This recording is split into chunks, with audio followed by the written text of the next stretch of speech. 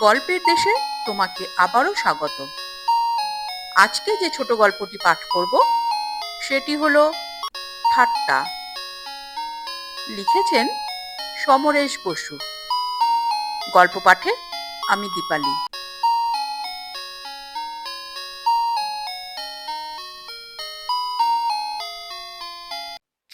বিয়ে হয়ে গেল সন্ধ্যা লগ্নেই।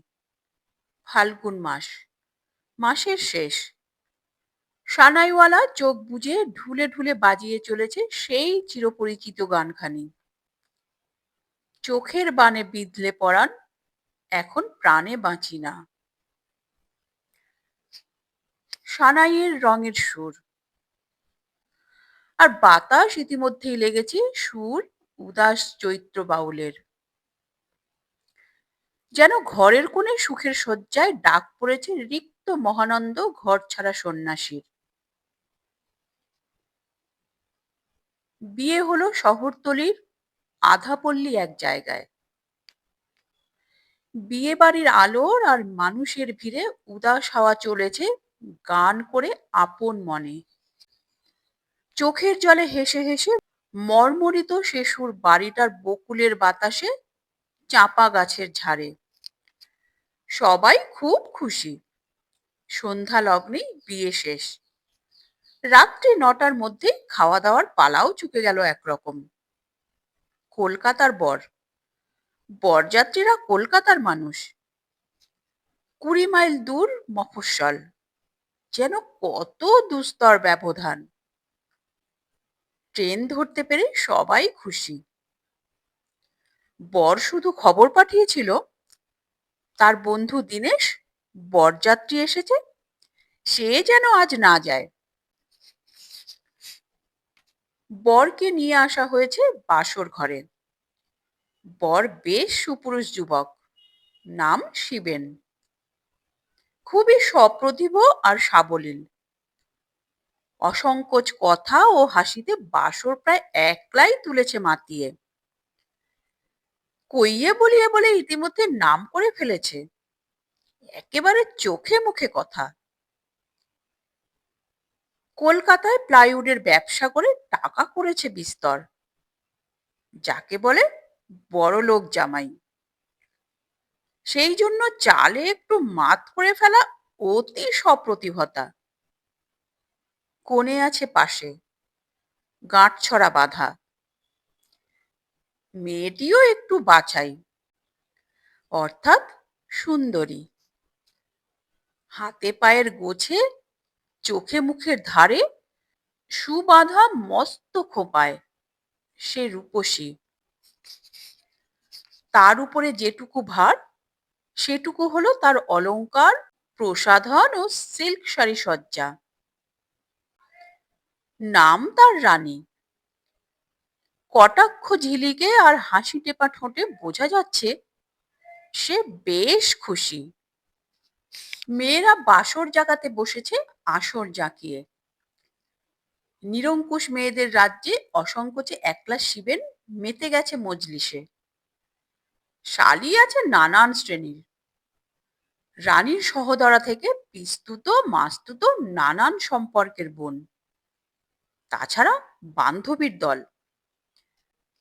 আর সকলেই বাসর ঘরের উপযুক্ত, অর্থাৎ ডাঁসা।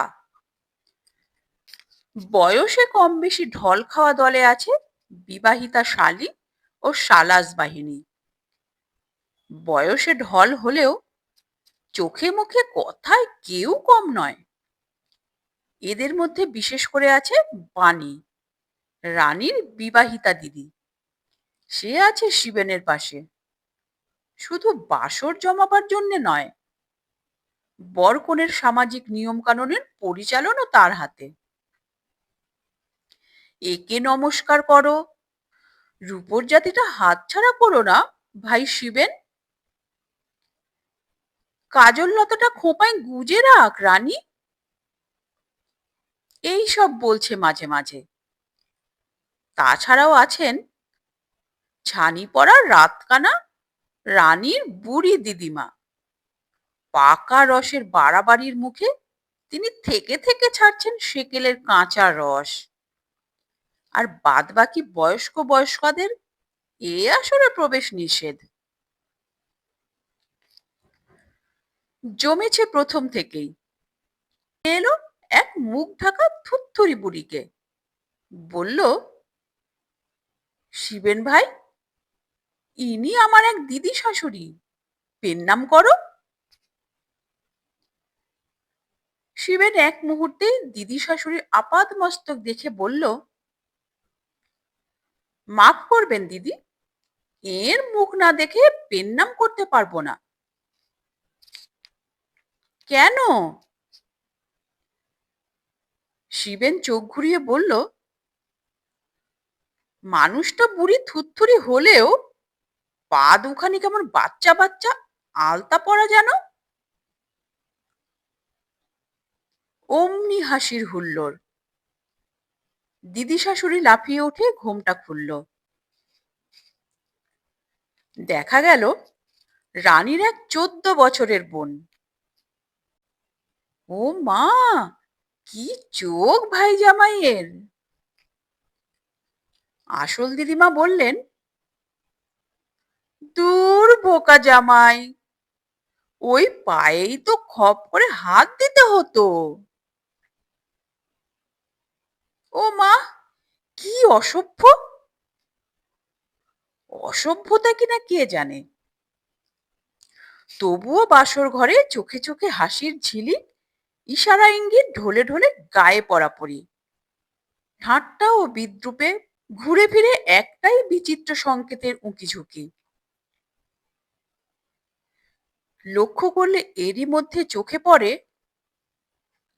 কোনো চোখে চাপা বিদ্বেষ কিংবা বিষাদ, সে খুবই নগণ্য। আসলে বাসর জাগে যৌবনের আসরে। কেউ বলে, এই রানী, চোখ তুলে দেখ। শিবেন বলে ঠোঁট টিপে, কার দিকে? আবার হাসি। কি মুখফোড়! অর্থাৎ জামাই একেবারে এক্সপার্ট। তারপরে গান, জামাইকে গাইতে হবে। সে মাথা নেড়ে একেবারে অস্বীকার করলো। আসলে তার হাত ইলেকট্রিক গিটারে খেলে ভালো। বাণী বলল, হেরে গেলে ভাই শিবেন। তবে শোনো, এবার আমার বোনেদের গান। বলে সে একে একে ডাকতে লাগলো, আর একে একে এসে বসতে লাগলো হারমোনিয়ামের সামনে। সবাই যখন এলিয়ে পড়লো গান গেয়ে, তখন শেষ রাত্রের ওস্তাদের মতো শিবেন টেনে নিল হারমোনিয়ামটা। গলা শুনে বোঝা গেল একেবারেই আনাড়ি নয়, গজল সুরে গাইল। সবাই বলে উঠল, ইস, কি মিথ্যুক লোক রে বাবা! অর্থাৎ জামাই গান জেনেও মিথ্যে বলেছে। গায়িকারা একেবারে মুষড়ে না পড়লেও হেরে যাওয়ার পাল্লাটা যেন ভার হয়ে রইল তাদের দিকেই। ঠোঁট বেঁকিয়ে হেসে বলল এবার এক্সপার্ট শিবেন, আমাকে তো হলো অনেক টেস্ট, এবার আপনাদের হোক। বলে পকেট থেকে বার করলো মস্ত বড় চামড়ার পার্স। একখানি নতুন 10 টাকার নোট রাখলো সামনে। অন্য পকেট থেকে গোল্ড ফ্লেকের টিন বের করে একটি সিগারেট নিয়ে বলল, নিজের হাতে সিগারেট ধরিয়ে যে দিতে পারবে 3 টান, তাকে 10 টাকার নোট। কে পাবেন? অমনি নারী বাহিনীতে হাসি উত্তাল, ঢেউ ঢলাঢলি। কি চালাক! বাণী বলল ঠোঁট উল্টে, পারিনে ভেবেছো? তবে সিগারেটে যদি টানবো, 10 টাকা কেন, ওটা ডবল হোক। তাই সই।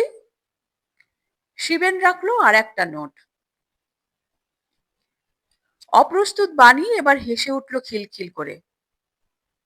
ঠাট্টা করেও ভদ্রলোকের মেয়ে একবার সিগারেট টানলেই যে তার ভ্রষ্ট দোষ হয়, এটাই সে জানে।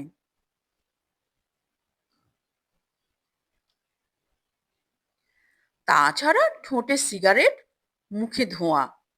মা গো! বলল, ওয়াক! ও আমি 100 টাকায়ও পারবো না ভাই। অনেকেই হেসে হেসে বলল, আমি পারি, আমি পারি। কিন্তু কেউ পারল না। যেন হয়তো পারতো কেউ কেউ, শুধু নির্জনে দুজনের বাজি হলে। কিন্তু এত মেয়ের মধ্যে, সভাস্থলে বসে, তাই কি পারা যায়? ছি! বলবে কি লোকে? কেবল অনেকের হাস্যদীপ্ত চোখে ছায়া জেগে রইল দুটি 10 টাকার নোটের, আর নোটে ছাপা সিংহীর হিংস্র দাঁত। ভ্যাংচাতে লাগলো তার চেয়ে কড়া হাসিতে। জয়ের উল্লাসে যেন এই হাসিটি তীব্র ঠাট্টায় জ্বলতে লাগলো শিবেনের ঠোঁটে। ওদিকে সানাইওয়ালাটি ক্ষেপে গেছে চোখের বানে বিঁধলে পরাণে। বাসরের দক্ষিণ জানালায় দীর্ঘশ্বাস ঝরে বকুলের বাতাসে। শিবেন বলল, পারলেন না কেউ? এদিকে জিজ্ঞেস করে দেখুন। বলে ইশারায় দেখিয়ে দিল বাঁয়ে কোণে রানীকে। একজন বলল, কি লো রানী? রানী লজ্জায় হারিয়ে গেল সিল্কের শাড়িতে। হঠাৎ একজন বলল, আমি পারি। সবাই ফিরে তাকালো সেদিকে। রানীর পিস্তত বোন মায়া। চোখে মুখে নেই এমন কিছু বাসরের চাকচিক্য, বরং রুক্ষ চুলগুলি বাতাসে মুখে এসে পড়েছে। দেখতে একরকম। বয়স হবে 20-22। এসেছে কলকাতা থেকে। লেখাপড়া জানা মেয়ে, একলা এসেছে। সবাই দেখলো মায়া টিপে টিপে হাসছে, আর সকলের মতোই যেন ছলনার হাসি। হেসে উড়িয়ে দিল সবাই। শিবেন বলল, সত্যি? মায়া বলল, মিথ্যে বুঝি? ভেবেছেন হেরে যাব সবাই? দিন, সিগারেট আর দেশলাই। সবাই হেসে উঠল খিলখিল করে। সবচেয়ে উচ্চকণ্ঠ বাণীর। তবু যেন হাসিটা সকলের একটু লাগাম ধরা। একটু চমকে চমকে উঠছে সকলের ভ্রু। পর মুহূর্তেই ফস করে জ্বলল দেশলাইয়ের কাঠি। দেখা গেল মায়ার ঠোঁটে সিগারেট। ধরিয়ে 2 আঙুলে ধরে গুনে গুনে টান দিল 3টি। যেন কত এক্সপার্ট। তারপরে হাসি। আশা ছিল হেসে উঠবে সকলে, কিন্তু মায়ার ঠোঁটের ফাঁকের ধোয়া যেন চেপে বসলো সকলের মুখে। কি যেন একটা ঘটে গেল। বন্ধ হলো হাসি। সকলের চোখে চোখে কি কথা বিনিময় হলো নিঃশব্দে। চাপা বিদ্বেষ ও ঘৃণা দেখা দিল চোখ ও ঠোঁটের কোণে। বাসরটি হয়ে উঠল অ্যাসিডের গন্ধ পাওয়া সাপের মতো থমকানো সন্দিগ্ধ। শিবেনের ডগলাসি গোফের ফাঁকে দেখা দিল মাছের গন্ধ পাওয়া অভিজ্ঞ চতুর বিড়ালের হাসি। মায়ার দিকে ফেরানো তার একটি চোখ একটু ছোট হয়ে এলো। ভাবখানা, চিনেছি। বলে উঠল, গুড! একে বলে স্পোর্টিং স্পিরিট। আমার খুব ভালো লাগে। বলে নোট দুখানি তুলে দিলে মায়ার হাতে। দেওয়ার সময় একটু যেন আঙুলের চাপ লেগে গেল মায়ার হাতে। মনে মনে চমকে থতিয়ে গেল মায়া, তবু মুখে হাসলো ফিক ফিক করে। আর সবাই হাসবার চেষ্টা করলো, কিন্তু একেবারে খাপছাড়া হাসি। কোথায় ভাঙন ধরে গেছে। প্রথমে একেবারে নির্বাক হলো মান। সে হঠাৎ বলল, আসছি ভাই শিবেন। বলে সে বেরিয়ে গেল। তারপর একে একে বিদায় নিতে লাগলো সবাই জমাটি আসর থেকে। সকলের দৃষ্টি মায়ার মুখের কাঁথার ছুঁচের ফোঁট দিয়ে গেল। মায়াও উঠল, হাসলো, তেমনি শিবেনের মুখের দিকে চেয়ে। এর মধ্যেই যেন বসে গেছে চোখের কোল। একটু ত্রাস, সামান্য বিষণ্ণতা। গোঁফ বাঁকিয়ে একটু ঢুলু ঢুলু চোখে যেন একটু অর্থপূর্ণ হেসে ঘাড় নাড়ল শিবেন। জিজ্ঞেস করলো, বাড়িটা কোথায়? কলকাতায়? মায়া বলল, 3/12 ভবানী পাঠক লেনে। কিন্তু বিদ্বেষে চোখ জ্বলছে কোণে রানীর। দিদিমা বললেন ফিসফিস করে, সুবর্ণ বিধবা হয়ে মেয়েটার মাথা চিবিয়ে খেয়েছে। সুবর্ণ মায়ার মায়ের নাম। এতক্ষণে সানাইওয়ালাটার তাঁড়িগেলা দম ভরা হৃৎপিণ্ডে অবসাদ এসেছে। সুরটা যেন কেমন এখন। চোখের জলে কেঁদে কেঁদে তোমারই পথ চাহি গো সুর বাজছে। বাসরের ঘরে আসর ভেঙেছে বটে, উৎসবের শেষে ভোজ ভাঙা এঁটো কাটার ভাঁটে বসেছে আর একটি আসর। সেখানে ছি ছি, ফিসফিস ঘৃণা ও বিদ্বেষ। শুধু তাই নয়, এমনকি শুধু টাকার হ্যাংলামিও নয়, আত্মীয় স্বজনের মুখে চুনকালি মাখা লোভ ও অভ্যাস নোংরামিটুকু টের পেয়েছে সবাই। বাণী বলল, জামাই তো খোকা নয়, স্পষ্ট দেখলাম। সে কিরকম করে হাসছে। চানকে দেখে ভাবলো, তার শালীরা বুঝি সবাই এই রকম। সকলের মাথা হেঁট। মায়া এসে দাঁড়ালো কাছে। অমনি সবাই চুপ হয়ে গেল। সকলের চোখ থেকে ছুটে এলো রাশি রাশি কাঁটা। মায়া যেন এসব দেখেও দেখল না, টাকার কথাও তুলল না একবার হেসে। মুখে ছড়ানো রুক্ষ চূর্ণ চুল সরিয়ে হেসে জিজ্ঞেস করলো রানীর মা সুখদাকে, মামিমা, বড্ড ঘুম পেয়েছে, কোথায় শোবো? সুখদা অন্যদিকে মুখ ফিরিয়ে বললেন, বড় বৌমার ঘরে। সবাইকে একবার আর চোখে দেখে হেসে চলে গেল মায়া। তার নরম বুকের ভাঁজে ভাঁজ করা দুটি নোট ভিজে উঠেছে বিনবিনে ঘামে। সেখানে যেন নোটে ছাপা সিংহগুলি গর্জাচ্ছে। আর মায়ার ধুকধুকি বাড়ছে আরো জোরে।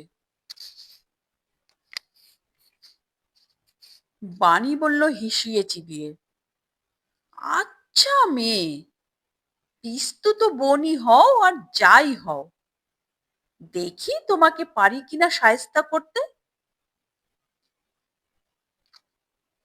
রাত পোহালো। কথা হলো, জলযোগ করে বেলা 10টার গাড়িতে যাবে মেয়ে জামাই। কুশণ্ডিকা হবে কলকাতায় গিয়ে।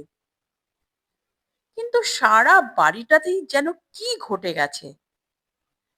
রানীর বৌদি ও বোনেরা, অন্যান্য আত্মীয় স্বজনেরা কেবলই ফিসফাস করছে।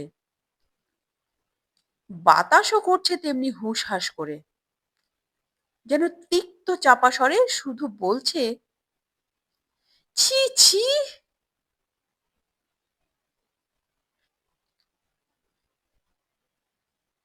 মায়া চা খাচ্ছিল বড় বউয়ের ঘরে। রানীর ছোট বোন এসে ঠোঁট বেঁকিয়ে বললে,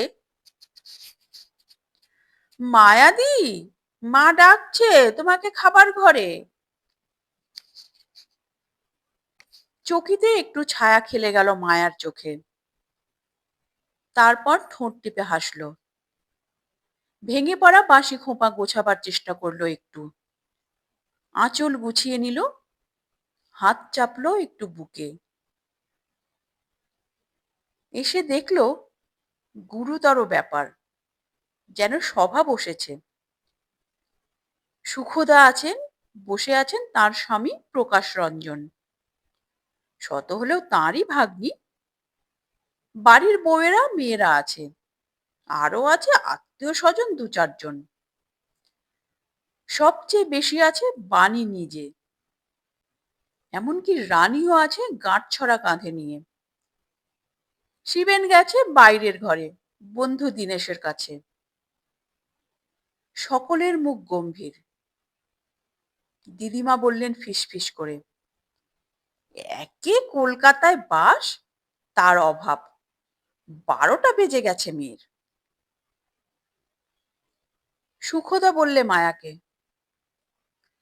ঠাকুরজি কি তোমাকে এসবও শিখিয়েছে? মায়া যেন বোঝেনি কিছুই। বড় বড় চোখ তুলে বলল, কি? দপ করে জ্বলে উঠল বাণী, ন্যাকামো করিস নে। এই সিগারেট বিড়ি খাওয়া কতদিন চলছে? মায়ার কটা কটা মুখ কালো হলো একটু। বলল, আমি তো খাই নে। বাণী জ্বলে উঠল আরো, তিক্ত গলায় বলল, তবে বুঝি টাকা পেলেই খাস? সারা ঘরের চোখগুলি নিঃশব্দে যেন ওই কথাই জিজ্ঞেস করলো তাকে। মায়া যেন কতই অবাক, এমনি স্বরে বলল, সিগারেট খেলে কেউ টাকা দেয় নাকি?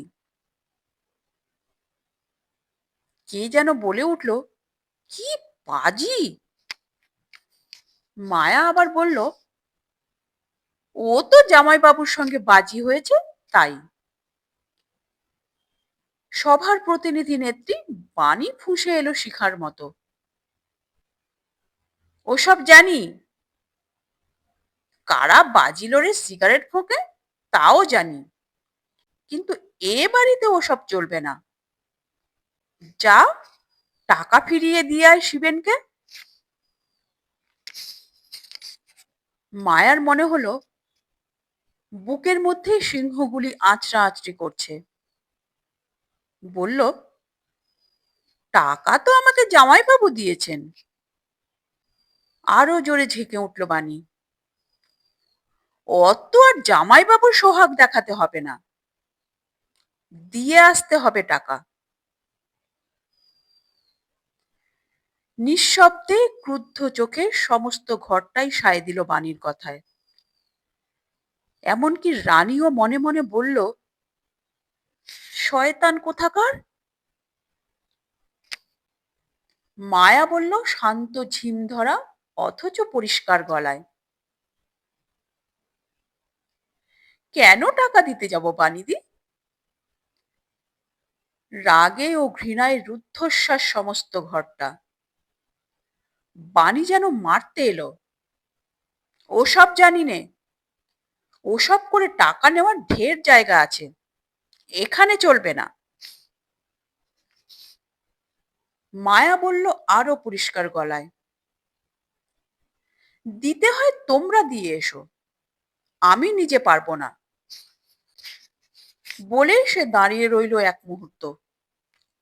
সারা ঘরটা অসহ্য রাগ ও ঘৃণায় নির্বাক। আরো আশ্চর্য, টাকাটা কিন্তু বের করলো না মায়া কিছুতেই। ভেঙে পড়া খোঁপাটা দেখিয়ে চলে গেল বাইরে। সুখদা তিক্ত গলায় বললেন স্বামীকে, কি ভাগ্নি তোমার! দু কলম লিখে একটু বোনকে জানিয়ে দাও। তাই ঠিক হলো। অন্তত বাড়িতে গিয়ে যাতে মায়ের কাছে ধরা পড়ে মায়া। তবুও জ্বলতে লাগলো সারা ঘরটি। ওদিকে আবার তাড়া আছে মেয়ে জামাই বিদায়ের। আর এই সময়ে বাইরের ঘরে জমে গেছে শিবেন আর দীনেশ। দীনেশ চোখ বড় করে বলল, মাইরি। শিবেন বলল, মাইরি। এমন ফুঁকলে মিনার্ভা কাপের মিস ক্যাথিকেও বলে ওদিকে থাক। শিবেন মুখুজ্জের চোখকে অত সহজে ফাঁকি দেওয়া যায় না। মুখ দেখেই বুঝেছি। চট করে মেরে নিলে 20 টাকা। ঠিকানা নিয়ে নিয়েছি। দীনেশ বলল, সত্যি? Good boy. কাজ সেরেই রেখেছিস। তবে শিবেন বলল, ব্যবসা করি প্লাইউডের। কাঠ যতই পাতলা হোক, ব্রেন ঠিক ভারী আছে বাবা। দুই বন্ধু হাসলো চোখে চোখে চেয়ে। তারপর যাওয়ার সময় ঘনিয়ে এলো। সকলের ব্যস্ততার ফাঁকে সুখদা ও প্রকাশ রঞ্জনকে প্রণাম সেরে নিল মায়া। হাতে ছোট একটি পুঁটুলি। কেউ কিছু জিজ্ঞেসও করলো না, বললও না থাকতে। প্রকাশ রঞ্জন তার হাতে একটি চিঠি দিয়ে বললেন, তোর মাকে দিস আমার চিঠি। না দিলেও আমি জানতে পারবো পরে। মায়া ঘাড় নেড়ে চলে গেল। কেবল এই ব্যস্ততার মধ্যেও সারা বাড়িটা এক মুহূর্ত বিস্মিত অসহ্য ক্রোধে দেখলো তার চলে যাওয়া। সানাইওয়ালা বাজাচ্ছে একটি চেনা ভৈরবী সুরের গান। বিদায় দিতে অনেকেই এলো স্টেশনে। বাণীও আছে। কয়েক মিনিট দেরি আছে গাড়ির। শিবেন আর দীনেশ সিগারেট খাওয়ার জন্য একটু সরে গেল ভিড়ের মধ্যে। হঠাৎ চোখে পড়ল মায়াকে। দাঁড়িয়ে আছে বুকে আড়াআড়ি হাত রেখে। শিবেন নাম ধরেই ডাকলো, মায়া না? নাম শুনে চমকে ফিরল মায়া। এক মুহূর্ত অবাক হয়ে হঠাৎ হেসে বলল, কে? জামাইবাবু? এই গাড়িতেই যাচ্ছেন? শিবেন দীনেশের দিকে একবার দেখে বলল, হ্যাঁ। তুমি কি এই গাড়িতেই যাচ্ছ? তুমি? সম্বোধন শুনে যেন ঝিলিক দিয়ে উঠল মায়ার হাসি। বলল, হ্যাঁ। তবে এক কামরাতেই চলো। কোন ক্লাসের টিকিট আপনাদের? সেকেন্ড। আমার থার্ড। তা হোক না, চার্জ দিয়ে দেব। চলো চলো। হাত না ধরেও যেন তাকে হাত ধরে টেনে নিয়ে এলো শিবেন। তার শিকারী জীবনের অভিজ্ঞতা বোধহয় একবারও মনে করল না নতুন বউ রানীর কথা। আর সকলের চোখে দেখা দিল এক অশুভ সংকেত। বাণী বলে দিল রানীর কানে কানে, সাবধান, ডাইনি পিছু নিয়েছে। গাড়ি এলো। সঙ্গে গেল রানীর ছোট্ট বোন। আর ছিলেন পিতৃহীন শিবেনের বরকর্তা মেসোমশাই। বাণী যেন তাকেও চোখ দিয়ে বলতে চাইল, সাবধান। লোকাল ট্রেন চলল ধিকিয়ে ধিকিয়ে। মায়া বসেছে রানীর পাশে, কিন্তু অন্যদিকে মুখ ফিরিয়ে বসে আছে রানী। রাগে, ঘৃণায় ও অভিমানে নতুন বউয়ের চোখে আসছে জল। বাপ মাকে ছেড়ে আসার কান্নাটা চাপা পড়ে গেল। শিবেন আর দীনেশ রয়েছে পাশাপাশি, মায়াদের মুখোমুখি। মেসোমশাই বসেছেন একটু দূরে। এমনিতেই তিনি কিঞ্চিৎ কৃপাপ্রার্থী শিবেনের কাছে। ওরই পয়সায় কেনা নতুন জামা কাপড় পরে সেজে এসেছেন বরকর্তা। ভয়ও করেন কিছু কিছু। দীনেশকে মায়ার সঙ্গে পরিচয় করিয়ে দিল শিবেন। তারপর বলল, না বলেই চলে এসেছিলে যে তুমি? মায়া বলল, ভেবেছিলাম গাড়ি ধরতে পারবো না। শিবেনের গোঁফের ফাঁকে হাসিটুকু যেন চাপতে পারছে না নিজেকে। আরে আরে দেখছে রানীকে। ভগ্নিপতির চেয়েও একটু বেশি রস গলায় ঢেলে বৌভাতের বিশেষ নিমন্ত্রণ জানালো মায়াকে। তারপর বলল, আজই চলো না। মায়া হেসে ঘাড় নাড়ল নীরবে। একটু যেন বিদ্রুপের সুরেই বলল শিবেন, কেউ বুঝি ভাববে? ঠোঁট টিপে হেসে ঘাড় নেড়ে সায় দিল মায়া। কথা শেষ হতে চায় না শিবেনের। দীনেশ শুধু চেয়ে আছে খানিকটা নির্লজ্জের মতো। একবার মায়া কথা বলতে গেল রানীর সঙ্গে, কিন্তু সেখানে সিল্কের শাড়ি যেন কোঁচকানো পাথর হয়ে গেছে। কথা নেই, মুখও ফেরালো না। গলার কাছে যেটা ঠেকেছিল রানীর, সেটা গলে পড়ছে চোখ দিয়ে। আর মায়ার বুকের মধ্যে আঁচড়াচ্ছে শানিত নখে সেই জানোয়ারগুলি। এলো শিয়ালদহ স্টেশন। শিবেন মায়াকে বলল একটু আড়ালের ফাঁকে, তোমাদের বাড়ি যাবো শিগগিরই। তারপর ট্যাক্সি ডাকা। বিদায় নিল মায়া। শিবেন আর দীনেশ সেদিকে দেখে মুখোমুখি ফিরল দুজনে। ভবানী পাঠক লেনে সন্ধ্যা নামো নামো। একটি বন্ধ কানা গলি। ফাল্গুনের শেষ বাতাস সেখানে ভুলে ঢোকে কখনো কখনো। ঢোকে রোষে দিশাহারা হয়ে। মায়া এলো এই সময়ে। 3x12 বাড়িটা একেবারে শেষে। একতলার দক্ষিণ চাপা ঘরটা মায়াদের। লাইটের কানেকশন নেই। হ্যারিকেন জেলে পড়তে বসেছে 14, 12, 10, 8 বছর বয়সের 4টি ছেলে মেয়ে। মায়ার ছোট ছোট ভাই বোন। তার বড় 18 বছরের ভাইটি নিশ্চয়ই গেছে টিউশনিতে। মায়া বড় সকলের। এক কোণে বিছানায় শুয়ে আছেন অসুস্থ মা সুবর্ণ। স্বামী মারা গেছেন 4 বছর। সবকিছুর সঙ্গে এখনো সেই শোকটুকু চেপে আছে বুকে। লাফিয়ে উঠল ভাই বোনেরা। মা, দিদি এসেছে। বিয়েতে খুব খেয়েছিস না? মায়া হাসলো একটু। সুবর্ণ পাশ ফিরলেন আস্তে আস্তে। বললেন, মায়া এলি? হ্যাঁ মা। কি এনেছিস দিদি অতগুলি? দেখাচ্ছি, বস আগে। সুবর্ণ বললেন, দুপুরে ফিরবি বলেছিলি।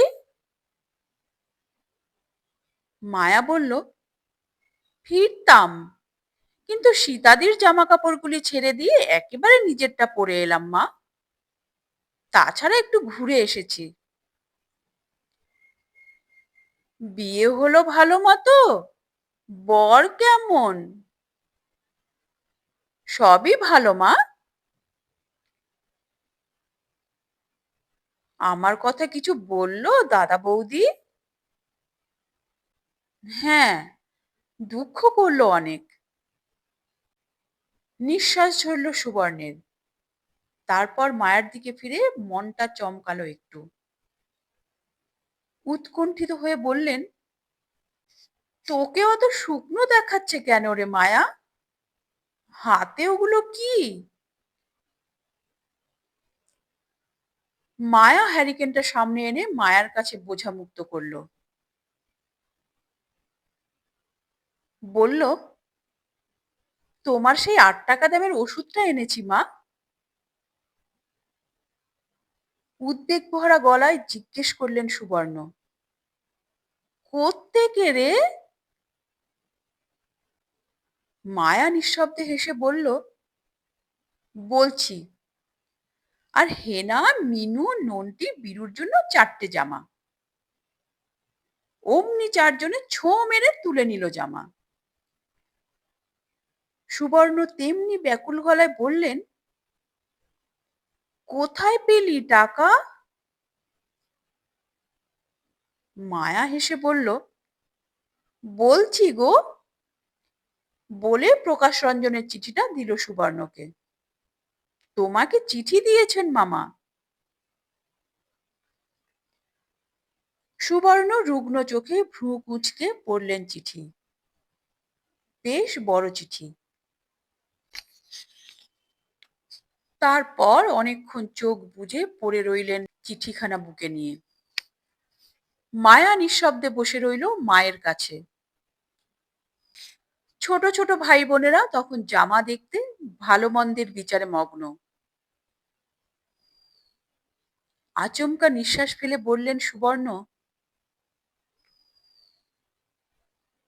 সিগারেট কি খেয়েছিস আর কখনো? মায়া বলল, না মা। সুবর্ণ চোখ খুলে বললেন, কষ্ট হয়নি? মায়া বলল, না। সুবর্ণ ডাকলেন, মায়া। মায়া বলল, হ্যাঁ মা, বড় বিচ্ছিরি গন্ধ, সহ্য করতে পারিনি, রাত্রে বমি হয়ে গেছিল। সুবর্ণ বললেন, তবুও? আর কিছুই বলতে পারলেন না। রুগ্ন হাত দিয়ে কাছে টানলেন মায়াকে। মায়ার জল ভরা চোখ দুটি আঁচল দিয়ে মুছিয়ে বললেন রুদ্ধ গলায়, কাঁদিস নে।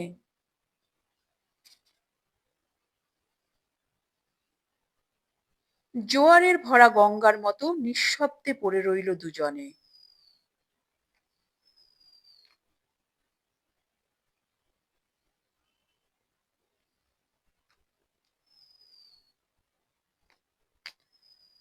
নমস্কার। গল্পের দেশের আজকের এই নিবেদন কেমন লাগলো তা কমেন্ট করে অবশ্যই জানাবে। যদি ভালো লাগে তাহলে লাইক করে দিও এবং তোমার প্রিয়জনদের সঙ্গে প্রচুর প্রচুর প্রচুর শেয়ার করো এবং আরো এই ধরনের নিত্য নতুন অডিও স্টোরি শোনার জন্য চ্যানেলটির সঙ্গে জুড়ে থাকো। চ্যানেলে যারা নতুন এসেছো তারা চ্যানেলটিকে সাবস্ক্রাইব করে বেল আইকনটি প্রেস করে রাখো যেন পরবর্তী নোটিফিকেশন সবার আগে তোমার কাছে পৌঁছায়। তোমরা গল্প শোনার পাশাপাশি যারা কুকিং এ ইন্টারেস্টেড তারা আমার মায়ের আদরে রান্না নামে আমার একটি কুকিং চ্যানেল আছে, তোমরা চাইলে সেখানে ভিজিট করতে পারো। আর অনেক ভালোবাসা নিয়ে অপেক্ষা করো আমার পরবর্তী গল্পের জন্য। তাহলে পরবর্তী এপিসোডে আবার দেখা হবে। ততক্ষণের জন্য সবাই সুস্থ থেকো, ভালো থেকো, নিজেদের খেয়াল রেখো। নমস্কার, ধন্যবাদ।